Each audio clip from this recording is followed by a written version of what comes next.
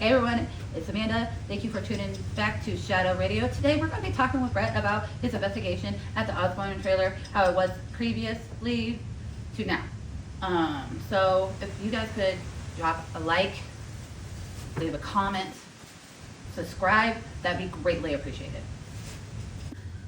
Hey Brett, thank you for coming and answering these questions for us. Yeah, no problem. Awesome. So let's get to it. Since last time you were there, did you notice any difference in how it felt? Yeah, I definitely did notice some differences. I think it has a little bit to do with some renovations they got going on though. And the differences were like subtle. They weren't huge, but I did notice a little bit of differences. Okay. Awesome. You gathered multiple EVPs this time with names and something telling you to leave and run. What was going through your head? You know, we go on a lot of these investigations. You get names and run and leave and get out and stuff like that. That comes through all the time. And this one specifically, obviously, we're looking for certain names now because the owner has verified some certain stuff with us. And, you know, so I felt a little on the edge of my seat. Not on the edge, but on the edge of my seat because I was all like, whoa, we were looking for that specifically, you know, so. God bless you for getting those and relaying the messages and to them. So, would you say the music box seemed to have gotten good activity at this location? To be honest with you, I've used the music box, I think, once at this location. It went off 15 times. I counted throughout the whole night, 15 different times. I don't know when I was sleeping, obviously. I mean, maybe if I dreamt of the song or something. but yeah, it went off 15 times. Went back when I was going through the editing and stuff on the video also. I was able to verify that. So that was pretty good. Okay. Well, I definitely like this one. So, can you elaborate on the recorder session?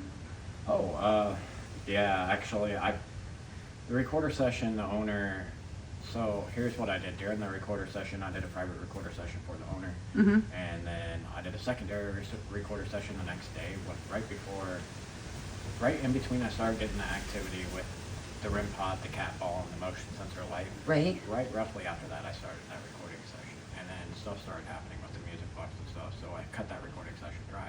During that recording session, though, I was giving my honest opinions about certain things, certain stuff that I reviewed already throughout the night's investigation. Right. And, you know, that's what the recorder session was a little bit about.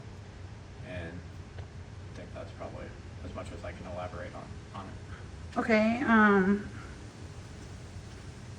Is there anything the owner verified through this last episode that you can share?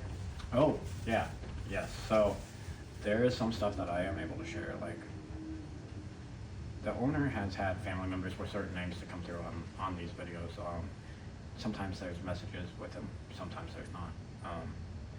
It just so happens to be, you know, certain names from this last episode were connected, and they've been there before. Those names have been there before, along with other names. There were a couple different names this time. Even during the beginning, there's a little growl area. If you slow it down, it sounds like another name actually being said. And in my opinion, you know, there's some stuff at this property that I feel like has a connection to who I'm communicating with. Okay. I sort of feel that way about it, and I told the owners this, you know. Right. The owners believe there is a good possible chance because there's property of some of their loved ones that have came through through the names. So there is that. Obviously, since the renovations are happening, some of that stuff's being mixed around or moved around and stuff like that. So there is that on top of it. And this investigation was it was interesting because sometimes the activity, it takes a while before it kicks off, and sometimes it's just go for go. And I started off and had a good spike on the EMF meter about halfway down the hallway towards that back room. And it led into some pretty decent activity out of the cat ball, direct answers when I was setting up for the EVP session. And then we got some intelligent EVPs to come through. And, you know, so I feel like the night, how you visualize it on the video is exactly roughly how it went down. There is a little part where I'm doing a recorder session and a part where I'm asleep that we weren't able to capture anything. Right. during that. So, but other than that, you're getting pretty much exactly how that investigation went down. And that was the thing about the owner too, you know. Right. That's awesome. Thank God to them for that. Okay, what's your final thought on being done with the first episode of the Nebraska Haunted Summer Roadtrip? Man, it's an exciting feeling. Obviously, getting the first one sort of out of the way establishes the next, and then the next after that. We got a ton of these coming up on the channel. We can't wait to share each and every single one of these videos with you. So if you haven't yet, smash that like, hit the subscribe, turn on your notification bell so you don't miss another episode on the channel. Not just that, it gives you a chance to win some free merch in the near future. So with that being said, we appreciate each and every single one of you guys who took the time out of your day to come and check out our content. We appreciate it a lot, and we'll catch you next time.